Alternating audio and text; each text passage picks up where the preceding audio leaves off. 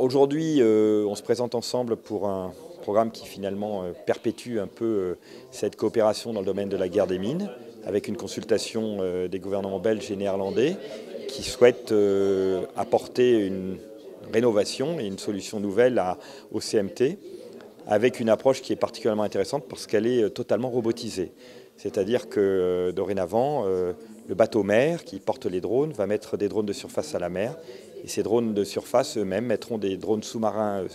pour aller détecter les mines et les neutraliser.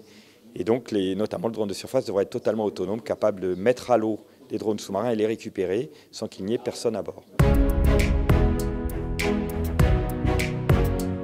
Cette offre que nous construisons ensemble vise finalement à partager le travail. Tout ce qui est toolbox, les drones et le système qui permet de mettre en œuvre ces drones est apporté par ECA. Naval Group amène la construction du navire et ensuite cette construction du navire va apporter l'intégration système à bord entre le système de robotique de guerre des mines et le système de combat qui est embarqué. Alors c'est une association qui est importante sur le plan militaire. Il faut savoir que les marines ont souhaité, à la fois côté belge et néerlandais, un bateau qui soit protégé contre les chocs et qui soit le plus discret possible en termes acoustiques et électromagnétiques. Et Naval Group amène son savoir-faire de constructeur naval militarisé pour durcir et protéger le bateau contre ces chocs.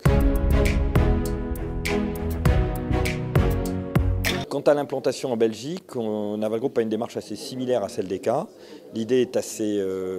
simple finalement, c'est de nous implanter en Belgique et nous implanter pour finalement développer le business guerre des mines de Naval Group depuis la Belgique. Ce qui veut dire la création d'une entité déjà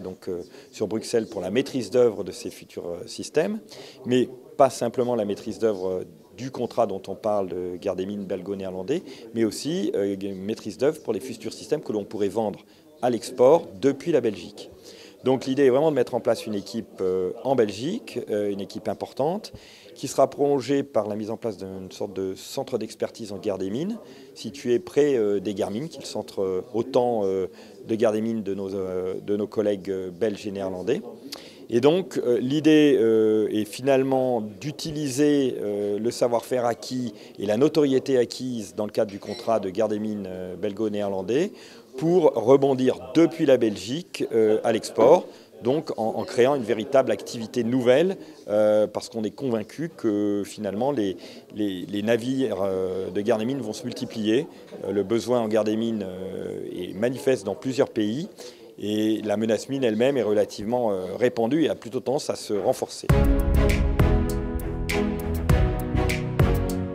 On a aussi la conviction que le système de guerre des mines va évoluer dans le temps, et notamment que